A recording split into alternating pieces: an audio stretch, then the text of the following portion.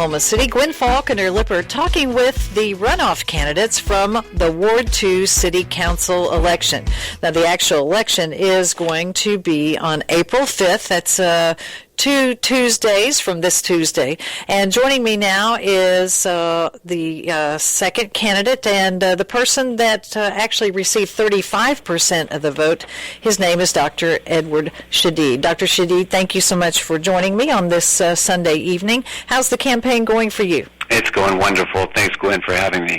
I wanted to know, I mentioned this, that the statistics show that you got about 35% of the vote, which sounds great, doesn't it? Well, there's about 300 votes separating us. There were certainly more than 1,000 that voted for other candidates, so those will be up for grabs. I think we feel very good about our position. So let me ask you, how much money do you think this election is going to take in the end? Well, Gwyn, I mean, that really goes to the heart of what is a very unusual, unique city council race, in that you have the two campaigns, and then you have a third party who has formed a committee to make independent expenditures that's spending hundreds of thousands of dollars in support of Mr. Swinton, while declining to state who the donors are or their reasons for support in Mr. Swinton. So we won't ever know how much these people are spending. We won't know who they are or why they've engaged this campaign. So those questions are going to be impossible to know. So there is an actual PAC, is that what you're saying? It's not a PAC. There's a good article in the Oklahoma Gazette this last Wednesday called "Who's Behind the Money," and it explains that this is it's called a 527, and it's a technicality that allows them to give unlimited, it could be one person, it could be 5 people, it could be 10 people, to give unlimited amounts of money. They're accountable to no one. They can say whatever they want, and they have, and we'll never know who they are, which deprives the people of knowing if there's a conflict of interest or what conflict of interest are present. I notice on your website you describe yourself as a doctor. For people that possibly haven't heard your campaign and who you are, tell me about Dr. Edward Shadid.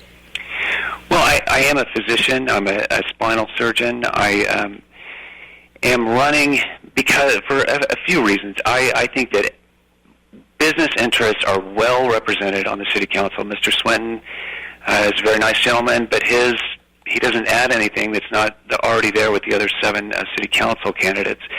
Putting a physician on the council adds diversity. It adds a additional knowledge base and allows us to address some of our health deficiencies. We rank in the bottom 7 of basically every adverse health index, and somebody who is committed to open and transparent government and who wants to be an independent voice. I've stated very clearly I'm not going to take any money from any corporation, PAC, union, or special interest, and I would be the only one on the council for which that would be true if I were able to achieve that. In medicine, we've had to curtail pharmaceutical companies. They would give physicians all kinds of money because study after study showed they could alter physicians' prescription writing behavior. Whether it's conscious or unconscious, money introduces bias into the system. So I want to be able to make decisions for the taxpayer and for the neighborhoods and the people of Ward 2 in the city objectively, just based on what I think is in the best interest, and not have that conscious or unconscious bias that gets introduced because somebody's given a check for $5,000 to the campaign. I think that it's a very important difference between the candidates. One of the things that you and I had talked about before in our previous interview was your support of small business. Do you feel like your support of small business is different than candidate Swinton's? Well, I do. I think that there is an emphasis in our campaign on local businesses, businesses that are here, supporting the businesses that have, given blood, sweat, and tears to the city, and not subsidizing out-of-state retailers to come and compete against them. I'm not, opposed to things I mean, if you have the data, if you can objectively show that this is going to create economic development, it's going to create jobs, it's going to increase our sales tax base, I'm certainly not opposed to it, but both on a government level and our own individual behavior, I think we need to support our local businesses. A lot of this is just, beyond what government, we need to, I'll give you an example. If you eat in a local restaurant, 70% of that money stays in the community. If you eat in a national chain, 70% goes out of the community. Those are the kind of things that need to be given voice and emphasized, to act local and support our local businesses. One of the differences that your opponent saw was that he has supported MAPS 3 100% of the time, and he doesn't feel like you support MAPS 3 at all. Gwyn, I want to be civil, but when I say in 25 neighborhood association meetings in front of Mr. Swinton that I support all of MAPS 3 with maximum openness, transparency, and maximum public deliberation, I say the same thing in front of the Chesapeake Forum. I say the same thing in front of 100 people at the Urban Land Institute. I take out full-page ads saying that I support all of MAPS 3, and I consider it a bond with the voters, and that you risk future referendums if you don't implement all of MAPS 3. For him to come on and say that is simply dishonest. And I don't know if they're trying to link me with other candidates because they know that that's a winning formula. But he knows, because he has heard me. I've spent more time with him than a lot of my family. He's heard me say 30, 40, 50 times, I support all of MAPS. The only candidate who has tried to pick and choose parts of MAPS that he doesn't like is Mr. Swinton, who flip-flopped tonight on your show, but up until tonight has made it very clear he wanted to delay the transit portion of MAPS for several years, which would risk federal matching funds. We can turn our $120 million investment and get an additional $60 to $120 million in federal matching funds, which would allow us to bring transit out into the neighborhoods if we move forward now. So, it was a 180-degree turn by Mr. Swinton in his interview with you there, but he is the only candidate who has expressed opposition to a significant portion of MAPS. I just couldn't have been more clear, and I just feel like they feel if they repeat it enough, people will believe what they're saying. There's a famous saying that supports that, isn't there? That says if you keep repeating something that... That's right. Yeah. That is their mantra. So what is your plan to get your 300-plus votes out there? We established earlier there are actually 40,000 people that can vote in Ward 2. What is your strategy to get people to the polls? Well, I've been knocking on doors long before Mr. Swinton was, and that'll be the mainstay of our strategy. I think the other thing is just to, I've tried to raise awareness on this money issue. I've asked the voters to consider, what are the implications for our democracy and for our city government when unknown parties can come and flood city council elections with the kind of money you'd spend on a Senate race. Hundreds of thousands of dollars. What are the implications? Do we really have one person, one vote, we're all equal under the law, or do certain individuals have a very unequal influence in determining who our elected officials are? Mr. Swinton says he has no idea who these people could be. I guarantee you that if he's elected, he will find out. He will owe his seat to these people and those people will want their wants prioritized. I need to interrupt. I'm sorry. Dr. Ed Shadid is my guest. He is running for Ward 2 City Council. KTOK, talking with Dr. Ed Shadid. He is the candidate for Ward 2 City Council, and the runoff will be April 5th. If you live in Ward 2, you should get to know these candidates because it was only a 300-vote difference between them the first time, but this time they are actively seeking your votes. Dr. Shadid is a spine surgeon here in Oklahoma City, and Dr. Shadid, I wanted to ask you, I took notes. I actually have been taking notes on both interviews to make sure that we addressed all the things, and you did address some of the questions I had for you based on candidate Swinton's thing. But one of the things he said that I wanted to make sure that you had a chance to talk about was he talked about the fact that you had not voted in any previous MAPS elections. Do you have a rebuttal for that? Well, the last one I had a conflict, but it's true. I mean, I have not actively voted over the years. I have felt, frankly, disenfranchised. I felt like the system, that it was good old boy network, if you will, that really, I didn't feel like that the people really had much control. And I'm not sure that this election has done a lot to bolster that. Any other year, Mr. Swinton walks in to the city council seat because of the enormous amount of money that has been spent, the misinformation campaigns, the buzzwords that they use in phone push-pull campaigns, etc. I've just decided to try and engage and see if someone can, come at it differently and be truly independent. One thing that has kind of caught me by surprise is I was under the impression, let me quote him, he said you had an unlimited amount of money. There's a defense mechanism called projection where you accuse your opponent of something you're doing. I don't have an unlimited amount of money. It's painful to be trying to finance this myself. He has backers who truly have unlimited amounts of money and are spending breathtaking amounts, unprecedented amounts that have never been spent on a city council election before. And so that's projection on his part, and he's just trying to deflect attention from what's going on his side. Let's talk about some of the issues, if we could. Okay. Yep. I want to talk about the convention center. I think you've probably been following this. The advisors came back, and they recommended 3 sites, basically. There were other sites under consideration. One is the former Bob Howard downtown Ford dealership just south of the Myriad Gardens. Another is the city-owned parking lot east of Bricktown Ballpark. And the former Stewart Metal Plant, which is owned by Bob Minders. Your take on the convention center? I want to share an experience with you that's weighing heavy on my mind. We were at the Urban Land Institute. We had a forum. We talked in front of 100 people. They asked us about MAPS 3. I indicated I was for all of it and pointed out that Mr. Swinton was trying to derail the transit portion. But then I asked a rhetorical question: why would you gamble $800 million of the taxpayers' money and not have a line item of exactly what you're going to get, like the first 2 maps?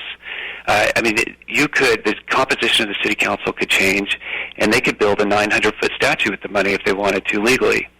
A former mayor indicates, or just blurted out, because we never could have got the people to avoid the convention center. And there was dead silence. You could have heard a pin drop, but it was a moment of clarity and honesty.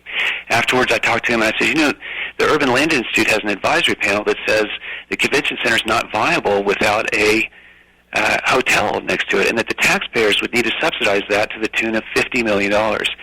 He said, Ed, you're right, and we were intellectually dishonest with the people about that. That does weigh on my mind. If there is bad news, you need to share that with the people. That's what I'm talking about openness and maximum transparency. Get the public involved.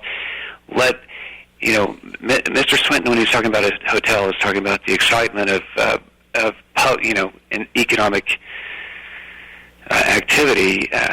I don't think the public is going to be excited about a $50 million bill that is not included in the MAPS 3. And he says, well, like the Skirvin, we just need to do it. Well, that's fine, but Mr. Swinton needs to tell us where he, plans to get that $50 million from. And what about the urban streetcar?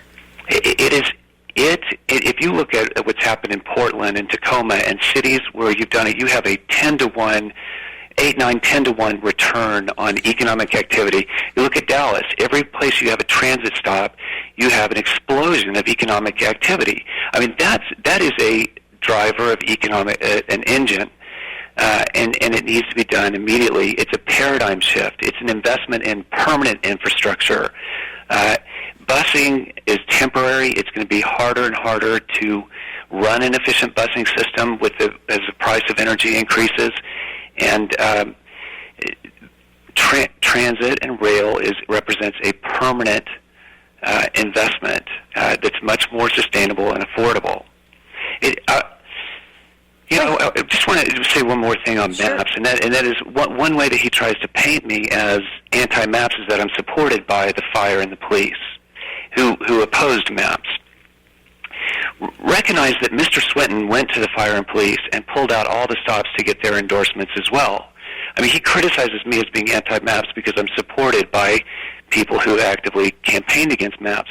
But he needs to be honest and make it clear that he spoke in front of 70 police officers just like I did and asked for their endorsement. He spoke to all the firefighters and the union and asked for their endorsement. More than 100 firefighters and police unanimously endorsed myself. And afterwards, then he has just tried to tag me as anti-maps because they're supporting me in some way. What about the Tea Party? You know, that other people have tried to make this a partisan issue and that kind of thing. Do you have endorsements, and would you like to mention them? I need to ask about endorsements. Well, the firefighters and police have unanimously endorsed me. There's Sierra Club. There's,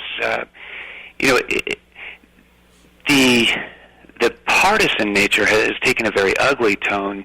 I've introduced no partisanship into this race. Mr. Swinton sends out letters to all the Republicans from Guy Liebman and Leonard Sullivan, accusing me of being a liberal and that he's a true conservative. Then he stands in front of the Democratic luncheon and says, I'm a yellow dog Democrat. I'm the only true Democrat in this race.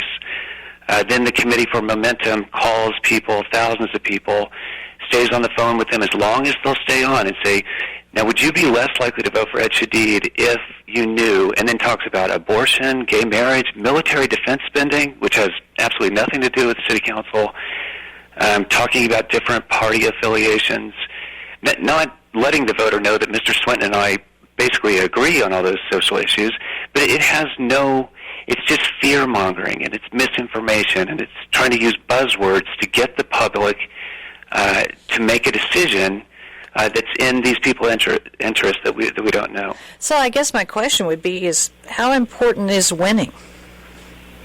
It is so important because what the message it would send if we were able to overcome hundreds of thousands of dollars by unknown donors is that people power, grassroots efforts can overcome that kind of manipulation and those kind of tactics. Conversely, if we lose, it only emboldens those who have used those tactics to continue doing it. There are a lot of people who wanted to spend a substantial amount of money on my behalf, and I told them no. I pleaded with them not to do it because you're only perpetuating the system, which is that nobody can compete in this system unless you have large amounts of capital, and the only people who can give that kind of capital are select, usually select corporate interests. So then the candidates are beholden to these people who give them these large amounts of money, to prioritize their needs over the neighborhoods. Let me go back to something you said earlier, because I want to end this on a positive note. Right. You talked about a doctor's perspective and the fact that Oklahoma City is not a healthy place for humans. I mean, it's a great city, it's a big league city, but our medical situation, not doctors, but just the people themselves are not very healthy. How would you address that?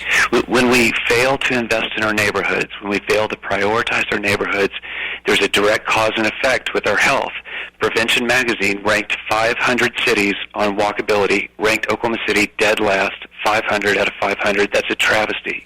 When you don't build a sidewalk in the city from 1960 to 2000, there's going to be a consequence, and the consequence is a skyrocketing obesity rate, which is currently at 31% and increasing 1% per year, every year for the last 20 years. That is going to bankrupt our health care system. That is going to cause health insurance premiums to rise. That is going to cause businesses who are thinking about relocating here to have second thoughts about relocating. They look at our neighborhoods.